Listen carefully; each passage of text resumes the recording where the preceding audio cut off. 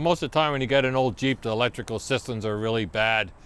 If they had cloth covered wire on, the wire rotted away and the rubber tubing on the wire fell off, so you have a lot of bare wires.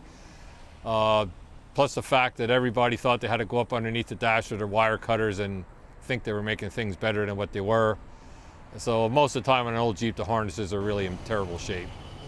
Since we came out with these harnesses, we've been doing these things for like 30 years. I think most people put new harnesses in. They don't want to mess around with an old harness. Well, a lot of times you get shorts in the harness because there are bare wires underneath, or somebody else before had the Jeep and did some kind of half-ass electrical repair and just didn't do it right, so there's just a lot of, most of it's because of deterioration over age, and then also because of people being underneath the dash, putting their radios in and everything else, and do more damage to the harness than what they did good, When we reproduce a harness for a Jeep, we're making this harness for people restoring them original.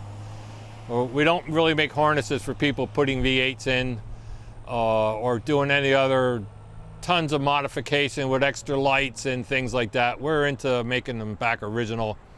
And so our harnesses are made that way. All the ends are soldered on, headlight sockets are on them. They're taped in tape where they were taped, they're in loom where they were in loom. So we spent a lot of time when we did these taking harnesses out of original Jeeps so we can get an accurate copy of them. And we're not making one harness that fits 10 different things. And so almost every model has a different harness.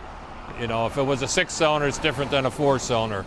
If it's a CJ2A, it's different than a 3A because they moved the horn, they moved the ignition switch, they moved the headlight switch and different things. And on the wagons and trucks, the gauges got changed, so it makes everything different.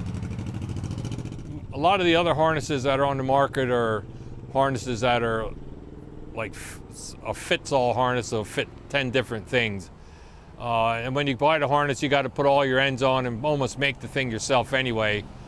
Where ours go where they're supposed to go, if you have all the stuff, the switches and everything at the right location, everything will go right where it's supposed to go. And also in our harnesses, we're not putting fuse blocks in them. We're setting them up like they were from original. Most of those old Jeeps ran off the circuit breaker. And my theory is on that they work for 30, 40 years that way. If we make them back and put them back, they'll work for another 30, 40 years. And then if you put a heater in or turn signals, then you had inline fuses. But like I say, again, we're making ours for people putting them back original and restorations, not modifications, On some of the vehicles, like on the CJ2A, there were a couple different variations of that because the early 2As, the horn was on the firewall. The later ones, it was on the fender. A lot of the early 2As had a little dash light switch under the dash, and now most of them are gone. So, we have the option of making the dash light go on with the headlights. And, so usually on the 2A, we have a couple different variations, and if you call the order to harness, we'll ask you those questions. On some of the later Model 1s, for the most part, a lot of later stuff when you got to the late 50s into the 60s, they stayed the same. But then when you got into the CJ5s or the V6s, like they changed that harness every 6 months. There were so many changes on that Jeep, it's unbelievable. So that one I have like a 15-question paper to answer, and that one I got to make the harness after I know what you want on it or where your location of your stuff is. All the harnesses have the light sockets on where you had to